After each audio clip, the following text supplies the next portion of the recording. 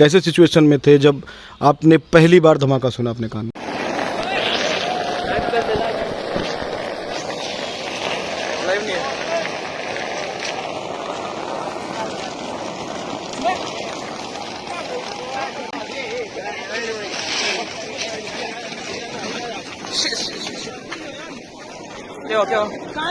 क्या हुआ? बस बस बस बस बस बस बस बस बस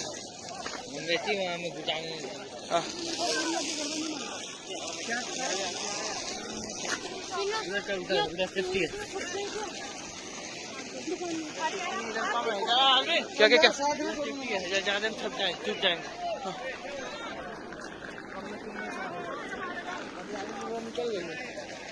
निकल गया था।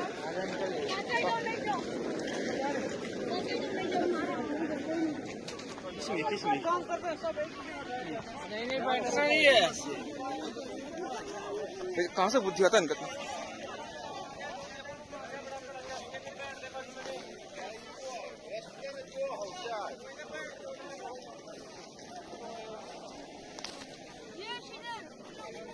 राज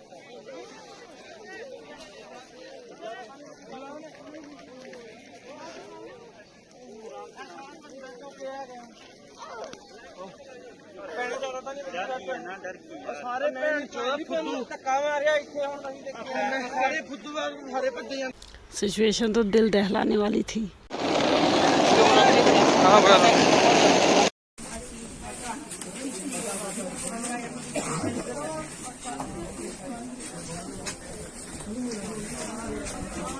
अब जैसे मैं यूक्रेन में रह रहा हूँ तो मैं ये नहीं बोलूँगा कि मैं अम्बेडकर नगर का रहने वाला हूँ। बिल्कुल, मैं तो यही बोलूँगा ना, मैं भारतीय इंडिया। हाँ, मैं भारतीय हूँ।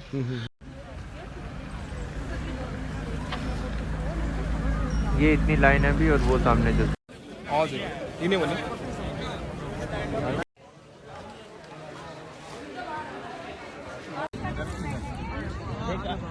देख जाना इधर है, पता है क्यों?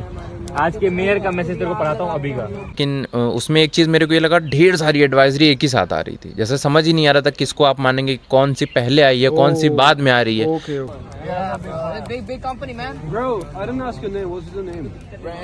Ram, bro, that's a good name, yeah. Ram, Like Rambo, but without the bull part.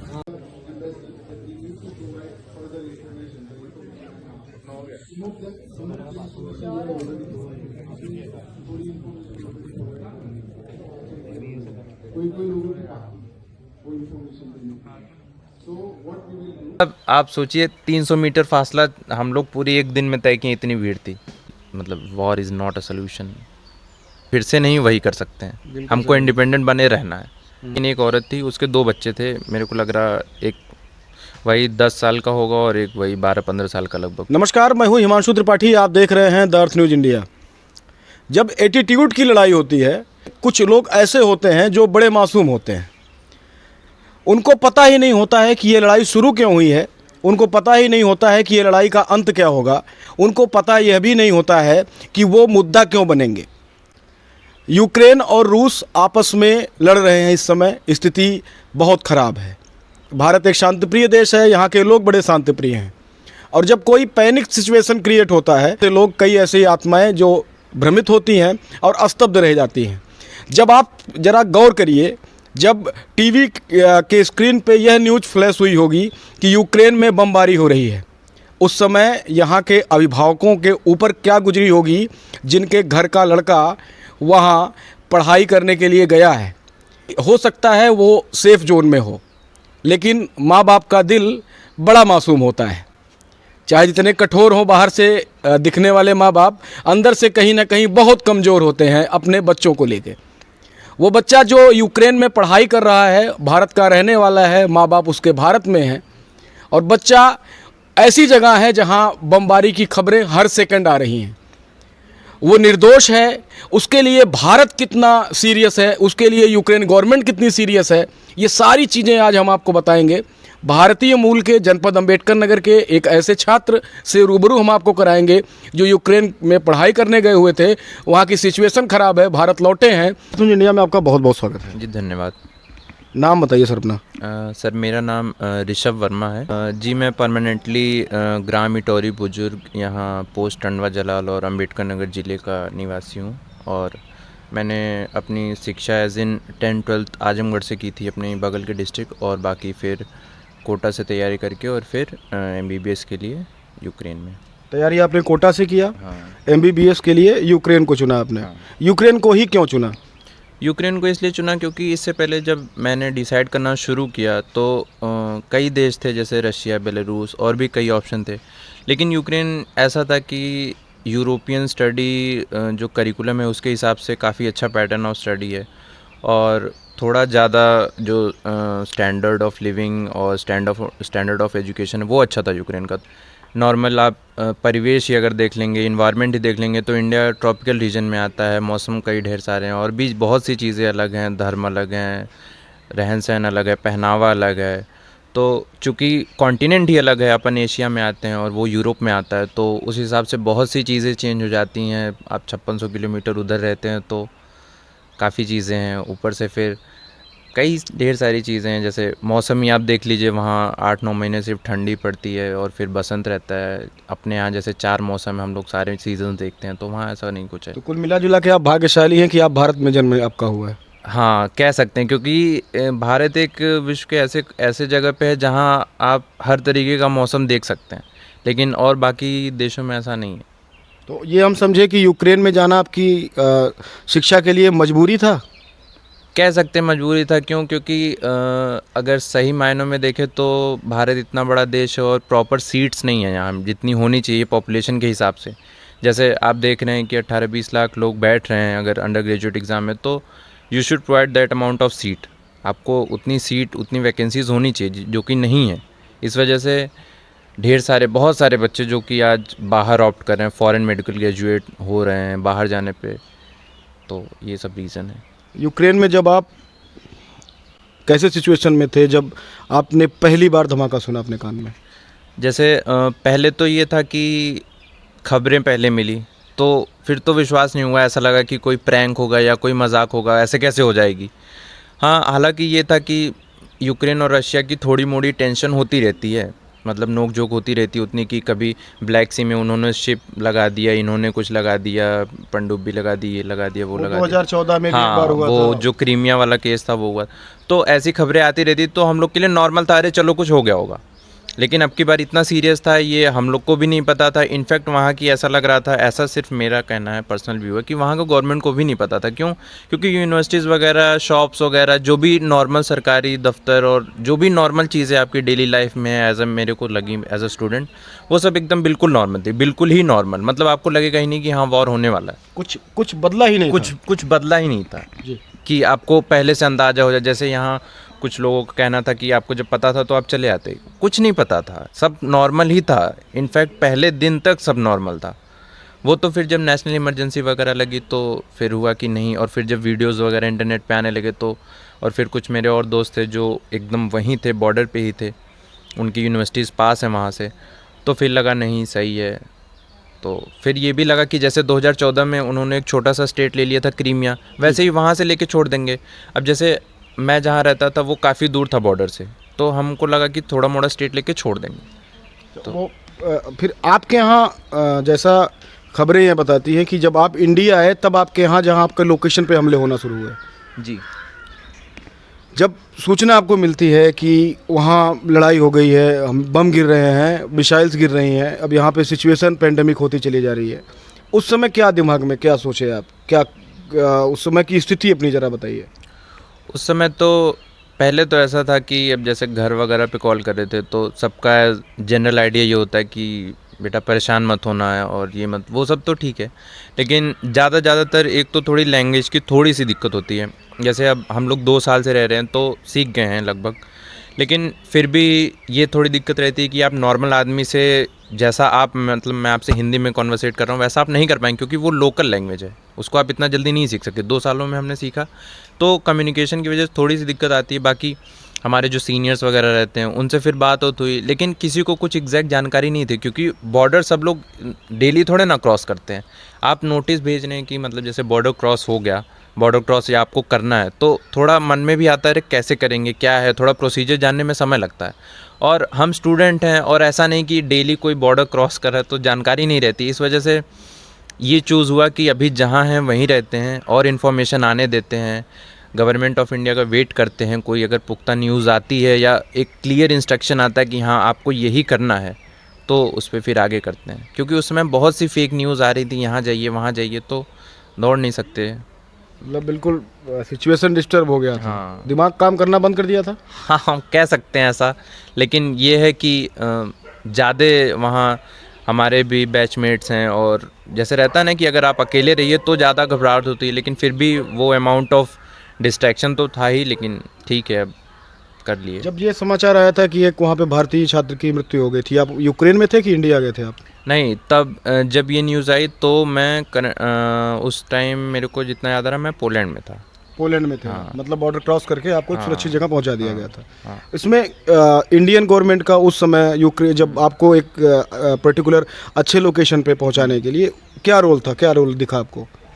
क्या रोल का, जैसे एक तो मतलब बहुत थैंकफुल हूँ कि जैसे प्रॉपर एक इंस्ट्रक्शन होता है, जैसे इंडियन एम्बेसी का ये था उस समय, ठीक है समझते हैं हम क्योंकि बहुत ढेर सारे स्टूडेंट थे, तो उस समय आप एडवाइजरी को कॉल करेंगे उसी टाइम बहुत ढेर सारे लोग कॉल कर रहे होंगे, तो वो रिसीव कर पाना कोई प्रैक्टिकल चीज़ नहीं है, वो नहीं हो रहा है तो कोई दिक्कत नहीं। हाँ ये है कि एडवाइजरी आ रही थी, लेकिन उसमें एक चीज़ मेरे को ये लगा ढेर सारी एडवाइजरी एक ही साथ आ रही थी, जैसे समझ ही नहीं आ रहा था किसको आप मानेंगे, कौन सी पहले आई है कौन सी बाद में आ रही है। ओके। किसी पे लिखा है इस बॉर्डर पे जाइए, किसी पे लिखा उस बॉर्डर पे जाइए, किसी पे 3 बॉर्डर का नाम लिखा है, अगले 1 घंटे बाद एक एडवाइजरी आया तो उसमें लिखा 4 बॉर्डर है। तो उसमें आप फिर हमको थोड़ा ना टेरिटरी पता, वो भी दूसरे देश की। आप मेरे से यहाँ बोलेंगे कि आप नेपाल चले जाए तो मेरे को एक आइडिया है, हाँ मैं चला जाऊँगा, लेकिन दूसरे देश की आप, तो ये थोड़ा दिक्कत थी। बाकी जैसे जब हम लोग पोलैंड क्रॉस किए तो गवर्नमेंट ऑफ इंडिया की मतलब सराहनीय कोशिश थी वहाँ पे और वो सफल भी रही। फिर उसके बाद वहाँ अच्छा लगा मेरे को, जो general major VK Singh sir आए थे उन्होंने काफ़ी अच्छी बात की और फिर वहाँ से तो कोई दिक्कत नहीं हुई। कितने स्टूडेंट थे आपके फ्लाइट में? हम लोग के फ़्लाइट में तो नॉर्मल कमर्शियल फ़्लाइट थी तो वही 200-220 ऐसे थे। सब स्टूडेंट थे एक तरफ हाँ से? सब स्टूडेंट।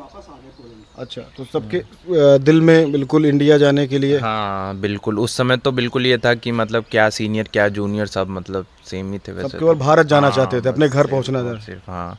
जबकि जो जहाँ हम लोग को रोका गया था होटल वगैरह बहुत अच्छा था, खाने पीने की व्यवस्था बहुत अच्छी, लेकिन वहाँ मतलब उस समय इतना ज़्यादा डिस्ट्रैक्शन था कि रुकने का मन नहीं, कि आप अभी आए हैं बॉर्डर से, अभी आप फ्लाइट करा दीजिए तब भी हम चलेंगे। मतलब किसी ऐसा- तरीके से हाँ, आप उस सिचुएशन यहाँ से निकल जाएं बस, ये था कि दिल्ली पहुँच जाएं बस। अच्छा, आपके पिताजी से जब बात हुई तो उन्होंने कहा कि 30 से 35 किलोमीटर पैदल चले हैं आप लोग, हाथ में खाना और 35 किलोमीटर तक चलना, थोड़ी देर बाद पानी जब जम गया, पीने के योग्य नहीं हुआ, उसको आप लोगों ने फेंका, क्या थी कहानी? वो ऐसा था कि सबसे पहले इंडियन गवर्नमेंट की, वहाँ जो इंडियन एम्बेसी इन यूक्रेन की एक एडवाइजरी आती है कि आपको एक शैनी मेडिका नाम का एक बॉर्डर था पोलैंड का, वहाँ आपको जाना है, पहली एडवाइजरी थी। तो फिर ये हुआ कि ठीक है चलते हैं, तो वो हम लोग के यहाँ से 70-75 किलोमीटर्स है, लेकिन हम लोग के साथ साथ और भी जो लोग वहाँ रहते थे, जो यूक्रेनियन सिटीजन्स थे, वो लोग भी जा रहे थे, तो वो लोग अपनी कार्स एंड व्हीकल्स लेके जा रहे थे, तो बहुत लंबा ट्रैफिक था। अब वो जैसे 70 किलोमीटर है तो 35 किलोमीटर का ट्रैफिक ही था, तो हम लोगों ने एक कैब की थी, तो वो कैब वाला 35 किलोमीटर पहले ही हम लोग को छोड़ दिया और फिर 35 किलोमीटर का हाईवे था जिसको पैदल ही जाना था। और फिर उसके बाद वही -5 डिग्री -7 डिग्री था टेम्परेचर, तो लगेज तो जितना ज़रूरी था उतना ही लिया था, सिर्फ हैंड बैगेज ही था। लेकिन फिर जैसे अब हम लोगों ने शाम में शुरू किया था 6 बजे, लगभग 5-6 बजे, तो फिर अब रात पैदल जैसे चलना। हाँ, अब जैसे रात में ठंड ज़्यादा बढ़ने लगती है, जैसे जैसे टेम्परेचर डाउन होने लगता है, तो फिर पानी वगैरह एक्स्ट्रा लिए थे, लेकिन शुरू में ही पी पाए, फिर तो वो जम गया, माइनस में था, तो फिर फेंकना उकना पड़ा उसको। बाकी जैसे जब चलते जा रहे थे तो बीच में कई गांव भी पड़ रहे थे, तो उन जैसे गांव था तो गांव के लोग काफ़ी मदद कर रहे थे कि वो चाय वगैरह बना के रात में दे रहे थे। अच्छा, ये मतलब लोकल सपोर्ट मिल रहा था वहाँ लोकल सपोर्ट मिल रहा था कि जो लोग जा रहे हैं उनको रहे, क्योंकि उसमें बहुत से उनके देश के भी बूढ़े औरतें और बच्चियां और छोटे बच्चे थे, वो सब उन सब की सहायता के लिए। और उसमें कोई ये नहीं था कि आप यूक्रेन के यहाँ पे जो भी वहाँ से गुजरेगा फ्री ऑफ कॉस्ट आपको मिलेगा, आपका मन करे आप डोनेट कर दीजिए, ना करिए, लेकिन फ्री ऑफ कॉस्ट रास्ते में ये मदद मिल रही थी। लेकिन थोड़ा ये था कि जैसे काफ़ी ज़्यादा चलना पड़ता था, मतलब 30 पहली बार चले होंगे 35 किलोमीटर आप पैदल। हाँ, मतलब ऐसा नहीं है कि मतलब कह सकते हैं, ऐसा भी नहीं है कि अपन बहुत मतलब एक गांव से हैं तो हाँ, फिर तो गाँव, पट्टे हाँ, होंगे। हाँ, देखिए हाँ, उत्तर हाँ। प्रदेश के गांव से रहने वाला आदमी पट्टा होता है बिल्कुल है। तो वो आपके लिए टफ टास्क हाँ, नहीं था, लेकिन वो इतना tough तो task कहा नहीं जा था, सकता है कि लेकिन- पहली बार था। हाँ, पहली बार था, लेकिन उससे बड़ी दिक्कत क्या थी कि टेम्परेचर वैसा अपन नहीं कभी झेले हैं कि जैसे अब रात में -12 डिग्री था, तो -12 डिग्री समझ सकते हैं कि हम एक जगह 5 मिनट आप रह के आराम नहीं कर सकते हैं, क्योंकि उतने में आपके हाथ पे ठंडे फिर पड़ने लगेंगे, फिर चल के गर्म करना पड़ेगा या ऐसा कुछ रहता था। कोई ऐसा पिक्चर, कोई ऐसी स्टोरी जो आप देखे अपनी आँख से और सहम गए हों? हाँ, एक देखा था हमने कि सुबह का टाइम था, हम लोग जस्ट पहुंचने ही वाले थे, तो मोबाइल वगैरह पे देख रहे थे कितना किलोमीटर दूर है, तो मेरे को लग रहा 8-10 किलोमीटर दूर था। तो मैं देखा एक, वैसे तो यूक्रेनियन लोग अपनी गाड़ी लेके जा रहे थे, लेकिन एक औरत थी, उसके 2 बच्चे थे, मेरे को लग रहा एक वही 10 साल का होगा और एक वही 12-15 साल का लगभग। तो 12-15 साल वाले बच्चा आगे आगे चल रहा था अपना बैग लेके, और वो जो छोटा बच्चा था वो चल के आया होगा तो थक गया होगा, और उसकी माँ थी और वो उसको अपने कभी कंधे पे उठा रही थी, कभी हाथ में ले रही थी। मतलब वो देख के मुझे ऐसा लगा कि, और हम मदद भी नहीं कर सकते थे, क्योंकि हमारे पास खुद इतना बैगेज था, हम खुद का ही नहीं उठा पा रहे थे। और 30 किलोमीटर अगर आप 10 किलो 12 किलो भी लेके चलेंगे तो वो बहुत ज़्यादा लगने लगता है। तो हम चाह के भी ये नहीं कह सकते थे कि लाइए हम पकड़ लेते हैं या कुछ कर लेते हैं, और वो मतलब ऐसे जैसे बेबस सी सिचुएशन थी, तो वो देख के बहुत ख़राब लग रहा था। और ऐसा मैं एक बता रहा हूँ, ऐसे बहुत से थे, बूढ़े लोग भी थे जिनकी चलने हालत नहीं थी, तो वो लोग थोड़ा चलते थे फिर बैठ जाते थे, तो वो सब देख के थोड़ा बहुत ख़राब लगा कि मतलब war is not a solution. अब तो हो गई, बिखर गए कितने परिवार, कितने लोग टूट गए, कितने लोग बेघर हो गए। ये कन्फ्यूजन जो था, ये एटीट्यूड का था, किसके पीछे कुछ और वजह हो सकती है?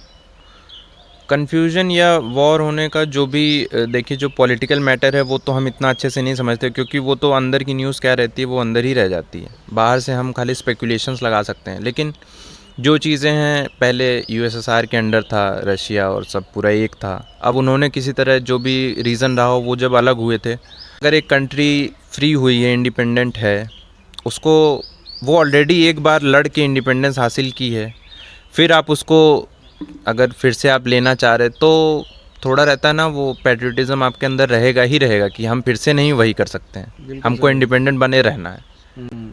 तो यही वजह है कि इतना लड़ रहे हैं वहाँ के सिटीजन्स और वो भी। लेकिन उसके साथ ये भी सही वजह है कि आप पैट्रियटिज़म के चक्कर में आप 30 लाख लोग का घर नहीं उजाड़ सकते हैं, ऐसी पैट्रियटिज़म का कोई मतलब नहीं है। जब आप पैदल चल रहे personal view है। थे, जब आप पैदल चल रहे थे तो घर से फ़ोन गया होगा, हाँ, आंख भरी थी? नहीं, तो ऐसा था कि घर से फ़ोन इसलिए नहीं था कि मतलब घर से फ़ोन था, लेकिन उस समय ये था कि ठंड में बैटरी वगैरह थोड़ा फ़ोन की ज़्यादा जाती है, तो बार बार स्विच ऑफ करना पड़ता था बैटरी बचाने के लिए, और एकदम हाईवे था तो कहीं चार्जिंग वगैरह कोई व्यवस्था नहीं थी। तो ऐसा था कि जो मेरे पिताजी हैं, तो मैं ऐसा करता था कि सिर्फ व्हाट्सएप पे जो मेरी उस समय के जैसे हालात थे या जितना प्रोग्रेस थी, मैं व्हाट्सएप ऑडियो पे बस भेज देता था और फिर स्विच ऑफ कर देता था, ताकि उनको बस खबर मिलती रहे। तो ऐसा था, और बाकी तो मैसेजेस वगैरह आते जा रहे थे, लेकिन उसमें पॉसिबल नहीं था, उस मेंटल स्टेट में नहीं थे कि हाँ रिप्लाई करें, फ़ोन करें या नॉर्मल बातें करें। सही सलामत इंडिया पहुँचे, क्रेडिट किसे देना चाहते हैं? क्रेडिट देना चाहते हैं एज इन जो लोग वहाँ थे, पहली बात तो मतलब कभी एक्सपेक्ट नहीं किया था कि ऐसी सिचुएशन आएगी। उन सिचुएशन में अगर उतनी ठंड में जो वहाँ के विलेज के लोग थे, उनके लिए मतलब काफ़ी ज़्यादा सहानुभूति भी, और ये भी है कि उनका देश खुद वॉर में है और वो इतनी मदद कर रहे थे, तो वो लेकिन इंडिया लाने में जाहिर सी बात है government of India and all, हाँ थोड़ा और बेहतर हो सकता था, लेकिन ठीक है, मतलब काफ़ी ज़्यादा सही हो रहा। एक वीडियो वायरल होती है, प्लेन में कुछ लोग जाते हैं, कुछ जिम्मेदार लोग जाते हैं, उसमें स्टूडेंट्स बैठे होते हैं, उनसे भारत माता का जय बोला जाता है, फिर वो कहते हैं भारत माता का जय, फिर कहते हैं जय श्री राम, फिर उसमें जय श्री राम होता है, फिर उसमें कुछ पॉलिटिकल कन्वेंस शुरू हो जाता है। क्या कुछ ये सच्चाई है? अब वीडियो था तो वो खैर सच्चाई होगी, और वो शायद मैंने देखा वो रॉ वीडियो ही था, कुछ एडिटेड नहीं था उसमें। लेकिन मेरे पर्सनल व्यू पे अगर आप, अब जैसे ये एक इंटरनेशनल मुद्दा है ना, इवैक्यूएशन एंड ऑल, कई देश उसमें जुड़े हैं, तो उसमें कोई मतलब मेरा पर्सनल व्यू है उसमें, आप अगर आप इंडिया को, भारत को रिप्रेजेंट करें तो ज़्यादा अच्छा है ना। कि हम अब जैसे मैं यूक्रेन में रह रहा हूँ, तो मैं ये नहीं बोलूँगा कि मैं अम्बेडकर नगर का रहने वाला हूँ, बिल्कुल, मैं तो यही बोलूँगा ना मैं भारतीय इंडिया, हूँ, हाँ। मैं भारतीय हूँ। तो आप कहीं भी आ रहे हैं वहाँ आप एक पर्टिकुलर चीज़ को आप रिप्रेजेंट मत करिए। वो आखिर आपने भारत, मतलब इतने ढेर सारे बच्चे इवैक्यूएट किए, आपकी सराहना पूरे वर्ल्ड में हो रही है कि हाँ गवर्नमेंट ऑफ इंडिया ने इतने बच्चों को इवैक्यूएट कर दिया इतने जल्दी। तो आप उसको अपनी ही छवि ख़राब कर रहे हैं। आप उसको एज अ इंटरनेशनल व्यू में लीजिए कि हाँ इंडिया ने किया। फिर इंडिया के अंदर बहुत ढेर सारे धर्म, जात पात, वो सब है, उस पर मैं डिस्कस नहीं करना चाहता, लेकिन एज इन इंटरनेशनल लेवल पे आप इंडिया को इंडिया बने रहने दें, उसको मत आप डिवाइड करिए उसमें, है कि नहीं। ये मेरा एज इन पर्सनल व्यू है। तो बस यही सब था। बाकी वहाँ तो वो वीडियो क्या था, कितनी सच्चाई थी। डॉक्टर साहब, पूरे डॉक्टर साहब हो गए हैं कि अभी पढ़ाई नहीं, बची है? अभी मेरा सेकेंड ईयर जस्ट कंप्लीट होने वाला था इसी जून में, तो अभी ऑनलाइन वगैरह स्टडी चल रही है अभी है। और तो सिचुएशन जब वहाँ पे सही होगी तो फिर से आप, हाँ फिर से हिम्मत कंटिन्यू है अभी जाने की? हाँ अब देखिए, अब इतना किए हैं तो कंप्लीट तो करेंगे ही।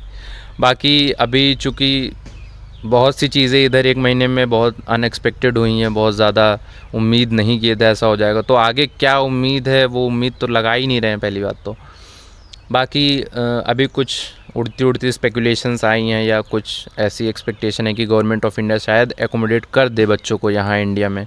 क्योंकि अभी जैसे कल ही न्यूज़ देख रहे थे तो तेलंगाना एंड वेस्ट बंगाल के जैसे गवर्नमेंट बोली है कि हाँ हम बच्चों को कर देंगे, बस जो MCI है, NMC है, नेशनल मेडिकल काउंसिल, जो मेडिसिन का हर एक चीज़ देखती है इंडिया में, अगर वो अप्रूव करती है तो हम अपने खर्चों पे या जो भी एकोमोडेटेड खर्चा होगा उस पर वहाँ से आए बच्चों को यहाँ के मेडिकल कॉलेज में एकोमोडेट कर देंगे। तो देखते हैं क्या होता है।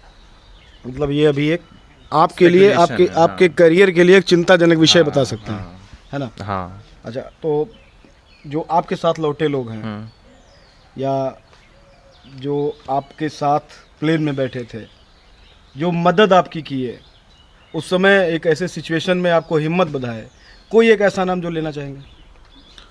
कोई एक ऐसा नाम, एक छोटी सी कहानी शेयर करना अरे चाहूँगा। बिल्कुल, स्वागत। जैसे जब हम लोग पहले बॉर्डर पे गए थे, पहले बॉर्डर से हम लोग को लौटना पड़ा था चूँकि वहाँ सिचुएशन थोड़ी गड़बड़ हो गई थी। तो उस बॉर्डर पे मेरा ही फ्रेंड था, लेकिन मेरे से 1 साल सीनियर है, वो बिहार का अपने। तो ऐसा था कि वो लोग कुछ काम था उन लोग को, तो वो लोग लाइन से हट के जस्ट पीछे चले गए थे, मतलब टॉयलेट वगैरह करने। तो जो यूक्रेनियन आर्मी थी, एक तो भाषा नहीं उतनी अच्छी से समझ में आती, तो वो जब उधर से लौट रहे थे तो उन लोग को वो आने नहीं दे रहे थे। वो बोले कि नहीं आप पीछे से आ रहे हैं और आप पीछे चलिए, लाइन में लगिए। तो लेकिन उनका बैगेज वगैरह सब हम लोग के साथ आगे वाली लाइन में था। तो हम लोगों ने बोला कि no sir, like we have our baggage in first row. तो लेकिन वो आर्मी वाला जो था वो कुछ सुनने को तैयार नहीं था कि नहीं आप तो पीछे से आ रहे हैं, ऐसे नहीं हो सकता, आप पीछे चल के खड़े रहिए। और वो जितनी दूर पीछे कर रहा था उतनी दूर में हम लोग को आने में ही 1 दिन लग गया था। हाँ, मतलब आप सोचिए 300 मीटर फासला हम लोग पूरी 1 दिन में तय किए, इतनी भीड़ थी, इतनी लाइन आगे नहीं खिसक रही थी। 200 मीटर 1 दिन। अब फिर से अगर आप 200 मीटर मेरे को पीछे कर देंगे, 300 मीटर पीछे, तो आप पूरा 1 दिन पीछे हो मैं जाएंगे। 1 डेढ़ 2 दिन पीछे हो जाऊंगा। तो फिर अब वो आने ही नहीं दे रहा था। फिर उसके बाद हम लोगों ने कॉल किया तो वो बोला कि ठीक है 2 मिनट है तुम्हारे पास, चलो। तो वो आया, हमने उसको बैगेज भी दिखाया, देखिए इनका बैगेज ये है और ये जब बैग यहाँ है, तो वो ऑब्वियस सी बात है वहाँ वो टॉयलेट करने गया होगा। लेकिन वो मानने को तैयार नहीं। वो बोला बैग उठाओ और तुम पीछे चलो। फिर उसको वो ज़बरदस्ती उसका बैग लिया और पीछे उसको कर दिया। तो अब हम आगे और वो पीछे, और हम क्रॉस हो जाते, वो नहीं क्रॉस हो पाता। तो फिर मतलब एक तो दिमाग नहीं काम कर रहा था कि क्या करें क्या ना करें। तो फिर वो अकेला, मतलब वो 2 लोग पीछे थे और फिर हम 2 लोग आगे थे, हम टोटल 4 थे। तो फिर हम लोगों ने भी बैग उठाया और फिर हम लोग भी पीछे चले गए। हाँ, तो हम लोग 2 दिन पीछे हो गए। 2 दिन पीछे हो गए, लेकिन 4 लोग साथ हो गए। हाँ ये था। तो फिर हम लोगों ने वहाँ फिर आग वगैरह जलाई, थोड़ा बैठे, फिर लाइन से हम लोग एकदम लाइन में हम लोग पीछे चले गए। फिर वहाँ आग वगैरह हम लोगों ने जलाई कि हाँ पहले थोड़ा दिमाग को शांत करते हैं, फिर देखते हैं जो होगा, साथ में तो है ना। भाइयों का नाम क्या है? तो मेरे साथ 4 लोग थे, एक आशीष कुमार बिहार, और एक हर्ष चौधरी यहाँ अपने बड़ौत के, और एक दीदी थी सीनियर गरिमा यादव गुड़गांव, और एक मैं खुद था। तो फिर ये हुआ कि ठीक है चलिए अब जो होगा साथ में देख लेंगे क्या है। तो फिर उसके बाद उस बॉर्डर पे फिर मतलब लेकिन आगे मतलब मना कर दिए, नहीं जाने दे रहे थे कि सिर्फ व्हीकल से जाएंगे या कुछ टेंशन हो गई थी। तो फिर वहाँ से हम लोग लौट आए फिर से वापस हॉस्टल। तो आई लव माई इंडिया बोलने का मन कर रहा है? हाँ बहुत ज़्यादा, मतलब आई लव माई इंडिया। देखिए ये भारत की मोहब्बत है, भारत का। और एक ऐसा सिचुएशन रहा होगा उस समय, हम एक ऐसे इंटरव्यू में आप तक पहुंचाने की कोशिश हमारी रही है कि जो चश्मदीद होते हैं उनकी ज़बानी जो होती है वो स्क्रिप्टेड नहीं होती है, वो सही बताते हैं, उनकी आंखों ने जो देखा होता है वो बयां करती हैं सूरत। और कुछ ऐसे नाम जो अभी हो सकता है, कुछ ऐसी खबरें जो हम लोग ना देखे हों, चर्चा विशेष में आज हमारे साथ जुड़े। आपका बहुत बहुत धन्यवाद। भारत आपका स्वागत करता है, भारत के आप रहने वाले हैं। और इन्होंने ये कहा हमसे मज़ा बड़ा आ रहा है, यहाँ पे अपने घर हम लौटे हैं। और रिव्यू हम लेंगे माताजी का भी, पिताजी का भी। कुछ समय उनके दिल पे क्या गुजरी थी जब बेटा यूक्रेन में 30 किलोमीटर -7 डिग्री सेल्सियस के टेम्परेचर पे पैदल चल रहा था, उसके हाथ में पीने वाला पानी जम चुका था। क्या रही होगी सिचुएशन? वो लम्हा कैसा था जब आपको मैसेज मिला या फिर टीवी में आपने देखा कि यूक्रेन में बम गिर रहे हैं, फिर आपको तो ये लगा होगा कि लड़का मेरा यूक्रेन में है। क्या था सिचुएशन उस समय का? सिचुएशन तो दिल दहलाने वाली थी। और ये मैंने कहा नहीं जा सकता कि क्या सोचा जाए, है ना। दिमाग नहीं काम कर रहा था। और कई लोग ये भी कह रहे थे कि आपको पहले बुला लेना चाहिए था, लेकिन चूँकि इसकी कोई जानकारी तो थी नहीं कि अचानक ऐसा हो जाएगा। हृदय विदारक था घटना जो भी था। और हम लोग जैसे बस यही था कि बस रह रहे थे यहाँ, मन तो यहाँ था नहीं, आत्मा वहाँ थी। आपकी अभी आंखें भरी हुई हैं। आत्मा वहाँ थी। और चूँकि हम लोग ड्यूटी पीरियड में थे तो स्कूल थोड़े चले जाते थे, थोड़ा मन लग जाता था। लेकिन घर आने के बाद बस वही था कि टीवी देखिए, मोबाइल देखिए, यही सब रात भर ये होता था कहीं से बच्चे का कोई मैसेज आ जाए। तो मोबाइल सामने रख के रात भर? मोबाइल क्या, रात भर सिरहाने रखा जाता था और ये देखा जाता था कि हो सकता है बच्चे का कोई मैसेज आ जाए। पहली बार फ़ोन करने के बाद जब पता चला आपको कि वहाँ सिचुएशन ख़राब हो रही है, कितने दिन के बाद यहाँ आपके घर पर, यहाँ अपने घर पर तक पहुँचे? उस समय कितना समय लगा? करीब 10-12 दिन तो हो गए होंगे। और उसी बीच हम लोग की इलेक्शन ड्यूटी थी, यही विधानसभा वाली।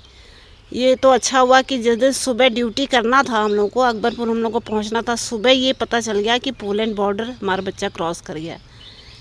हाँ, थोड़ी राहत की सांस थी। नहीं तो ये समझ में नहीं आ रहा था कि ड्यूटी कटना भी नहीं है और करना है, नेसेसरी है। और हमारे घर से 3 लोग थे, हम भी थे, आप भी थे, हम लोग इलेक्शन ड्यूटी में थे। तो थोड़ा उस समय तसल्ली हो गई कि बच्चा बॉर्डर क्रॉस कर गया है, मैसेज ही आता था बस। तो ये आने के बाद इन्होंने बताया कि हम 30 किलोमीटर 35 किलोमीटर, हाँ, ये सब जानकारी जैसे इन्होंने उस समय नहीं बताया। बस ये था कि हम ठीक हैं, आप चिंता ना करिए, है ना, यही सब बातें होती थी।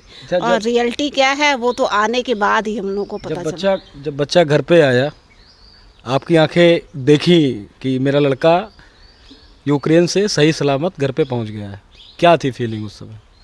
उसमें ऐसी फीलिंग थी कि जैसा लग रहा था बच्चे जैसे नया जन्म होके आया है बच्चा, है ना। जो कि मैंने एक लग रहा था कि काफ़ी लंबे समय से बच्चा है नहीं, और अभी तक मैंने उसकी आवाज़ सुन रहे थे। ये था कि आवाज़ अब तक सुन रहे थे, या मैसेज में उसको ये एग्री कर रहे थे कि बच्चा है। लेकिन जब हमने देखा तो इत्मीनान हुआ कि बच्चा मेरा आ गया। लड़ाई तो एकदम गलत है, मानवता की दृष्टि से एकदम गलत है।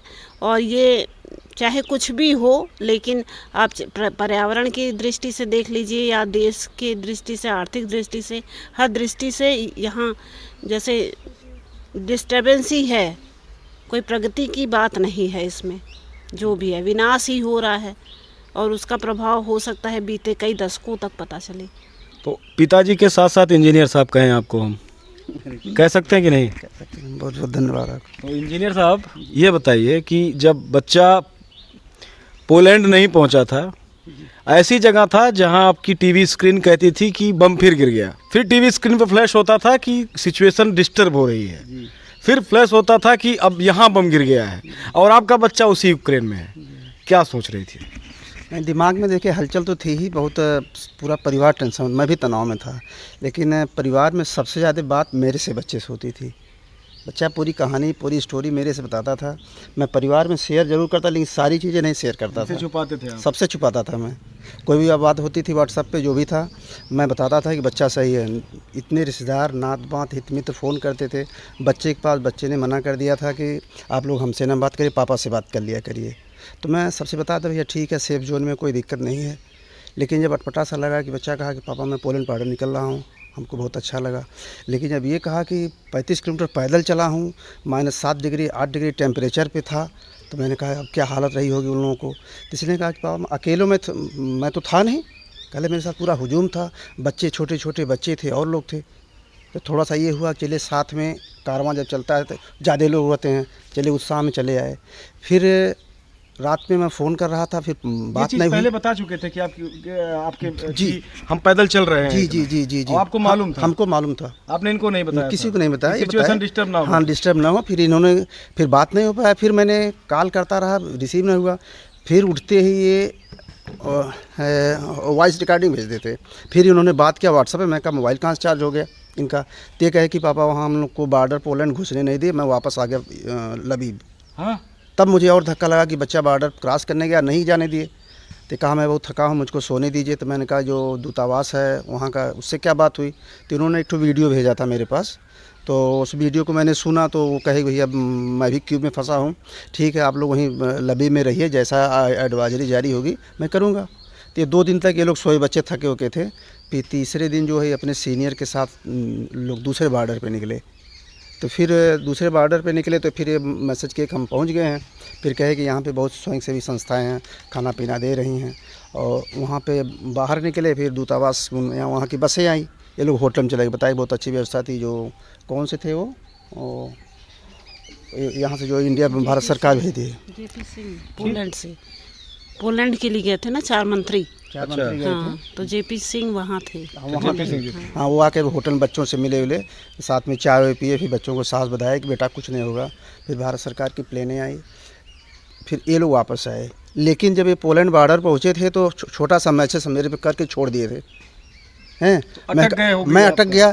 फिर मैं 2-2:30 बजे रात को मैं फ़ोन कर रहा था, बार बार मैसेज कर रहा था, क्या है कुछ नहीं, कोई सूचना नहीं है। ये कहे कि मैं दूसरे बॉर्डर पर निकल रहा हूँ, कहे दूसरे बॉर्डर में निकल रहा हूँ, कैसे क्या होगा बाद में बताऊँगा। फिर फ़ोन काट दिए हैं। हम कहे चलो ठीक है।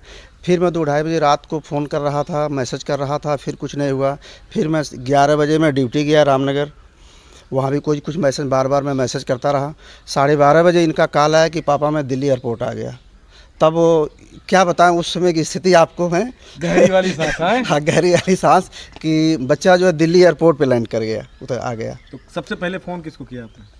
सबसे पहले फ़ोन मैं अपने परिवार में बच्चों को, इन सारे लोगों को मैंने बताया कि बच्चा जो है दिल्ली एयरपोर्ट पहुंच गया। तो सारे लोग आपने अपना झूठ कब एक्सेप्ट किया कि हमने इतना झूठ बोला था आपसे, परिवार वालों से? सबसे मैंने अब भाई इतने ये बच्चा इतना वो था, डिस्टर्ब था उस समय, मैं क्या करता। मैं सोचा भाई ये है, चलिए मैं ठीक, मैं स्थिति समझ रहा हूँ बार बार। मैं सोचा परिवार में सबको ये नहीं कहूँ। अब जैसे नात बात हित मित्र रिश्तेदार हमारे जितने दोस्त थे, भाई क्या किया जाए। जैसे कौशिक भाई थे, ये थे राजेश भाई थे, ये शैलेंद्र थे, सारे लोग जो है कोई कहीं से ट्वीट कर रहा था, कुछ कर रहा था, भाई कहीं से कुछ हो। लेकिन भारत सरकार का सराहनीय कदम था कि बच्चे से कुशल वापस आ गए। ये इंजीनियर साहब के आंखों में ये लालिमाल ये आंसू हैं कि पिताजी की आंखों में? नहीं पिताजी की आंखों में। ये एक ऐसी सिचुएशन होती है जब अपने घर का बच्चा और किसी का भी बच्चा हो, वार के बाद, लड़ाई के बाद एक ऐसी सिचुएशन जब बन जाती है। और अभी भी वहाँ वार चल रहा है, स्थितियाँ ख़राब हैं और बार बार कुछ फेक न्यूज़ भी आती थी। उस समय भी कई लोगों को फेक न्यूज़ आती थी। वहाँ जो यूक्रेन में थे उनको भी न्यूज़ कुछ ऐसे फेक जाते थे जिस पे विश्वास करें कि ना करें। एडवाइजरी जो इंडियन गवर्नमेंट, इंडियन एम्बेसी की तरफ से जारी होती थी, उसको एक बहुत बड़ा कन्फ्यूजन था कि, और बहरहाल किसी तरीके से भारत के लोग सकुशल भारत सरकार के मेहनत से यहाँ तक पहुँचे, भारत में वापस आए। और परिवार वालों ने धन्यवाद ज्ञापित किया तत्कालीन सरकार को। यहाँ की शिक्षा व्यवस्था वो उस स्टैंडर्ड तक नहीं है जो एक मॉडर्न जनरेशन को ज़रूरी होती है। पैटर्न सारा वही है, ज्ञान भारत के ही है, लेकिन वही ज्ञान लेने लोग विदेश जाते हैं। कभी जब सिचुएशन ऐसी आती है तो बहुत कुछ दुखों का सामना करना पड़ता है। बने रहिए दर्थ न्यूज़ इंडिया के साथ, मैं हूँ हिमांशु त्रिपाठी।